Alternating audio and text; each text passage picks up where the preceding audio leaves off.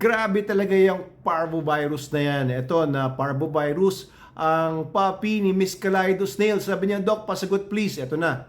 Paano po malalaman po na nakarecover na po yung dog sa parvovirus? My 2 months old Shih Tzu is now eating on his own na po. Pang 4th day na po niya ng parvovirus. Thank you. Okay, unang-una po, no, kung totoong na-diagnose ng parvovirus yung aso ninyo, then yun po yung unang-una nating siguraduhin. Kasi po marami pong mga cases na hindi naman parvovirus pero akala nila parvovirus. Marami po kasing nagsasabi pagka may blood na po sa poops ng aso ninyo or ng tuta ninyo or parvovirus na, hindi po. May ibang mga cases, kagaya ng canine coronavirus, kagaya ng protozoans, kagaya ng worm load, na meron ding blood yung poops pero hindi naman po parvovirus. So, linawin muna natin. Pero eto, let's just take it as it is, na as what Miss Kaleido Snail says, na parvovirus nga yung naging sakit ng puppy niya. Usually kasi, ang pinaka-critical na stage ng nagka-parvovirus is the first 2 to 3 days up to mga 5 days. Okay, yan yung time na kailangan malampasan ng isang tuta na may parvovirus para masabing nag-survive na yung tuta. Of course, kapag hindi nyo binigyan ng treatment yan, hindi nyo dinala sa vet, hindi nyo binigyan ng mga gamot, ay 90% to 100% mamamatay yung puppy. Okay, pero kung nadala po sa vet yan at binigyan po ng mga dapat na gamot, no, antiemetic para hindi siya suka ng suka, binigyan siya ng mga antibiotics, binigyan siya ng lahat ng supportive medicine.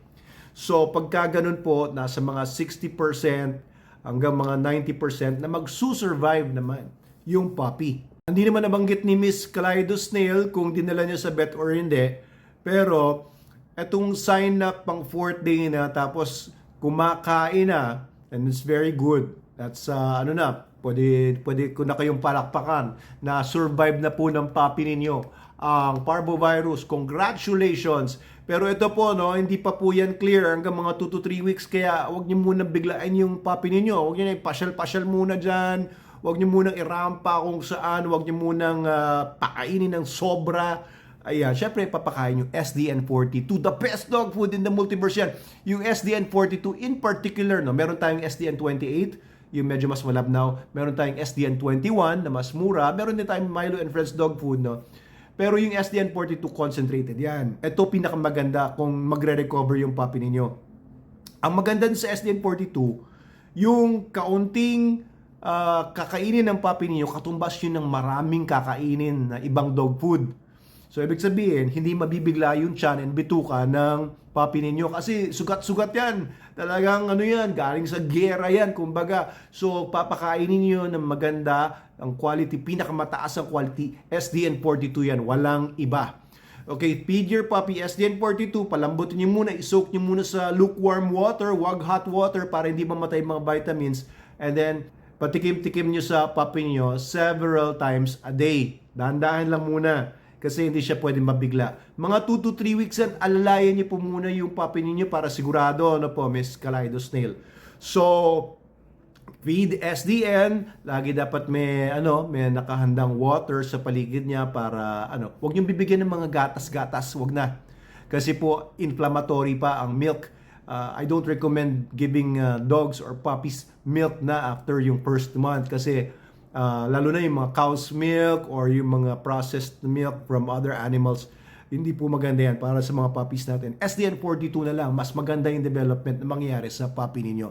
Doon sa mga dogs po namin, mga puppies ko, na dati pa ng mga nagkaroon ng parvovirus yon, pag kumain na, ayan na, sure ka na. Pero nagkaroon kami ng case before na parang natuwa ako masyado dahil kumakain na yung puppy. After parvovirus, pinakain ko masyado. Ayun, na-dedo din.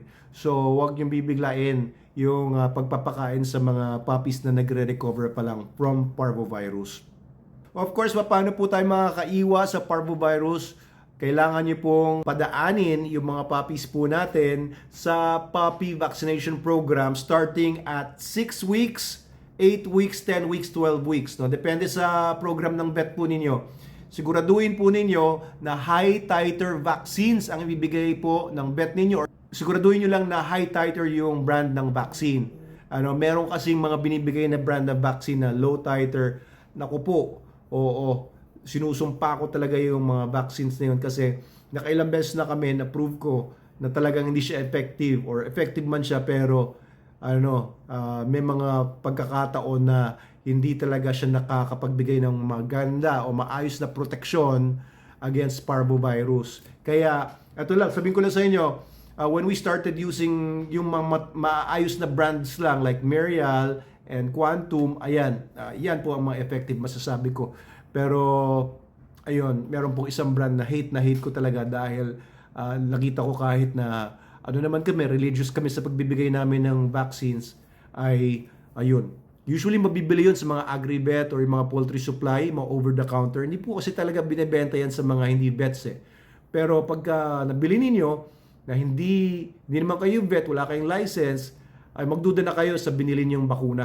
Kasi mga low titer yan. At saka pagka binili lang sa mga poultry supply or kung saan-saan lang, minsan hindi kasi sila marunong mag-storage, mag-handling. Yan, buhay yung mga virus po na yon and kailangan na na-store sila, na-transport sila na certain temperature. Alam niyo, hindi pwede na basta-basta lang yung storage and handling and transport and administration. Okay, so siguraduhin nyo lang na huwag nyo munang ipapasyal yung aso ninyo or dadalhin sa mga lugar na may mga ibang aso hanggat hindi pa natatapos yung vaccination program na yan ng mga puppies. Usually yan matatapos pagdating na ng mga 4 months. Kaya pagka less than 4 months yung puppy ninyo, I'm just giving my advice based on our experience sa Manalo Canine.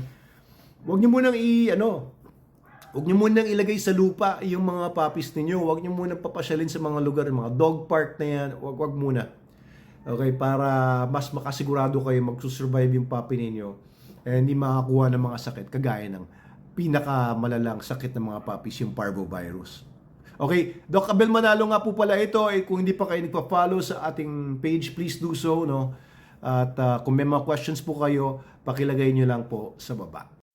And by the way pa, yung SDN42 natin and iba pang mga products natin ay available sa TikTok shop natin dito mismo sa channel na to, pati sa Lazada, Shopee, and dealers nationwide.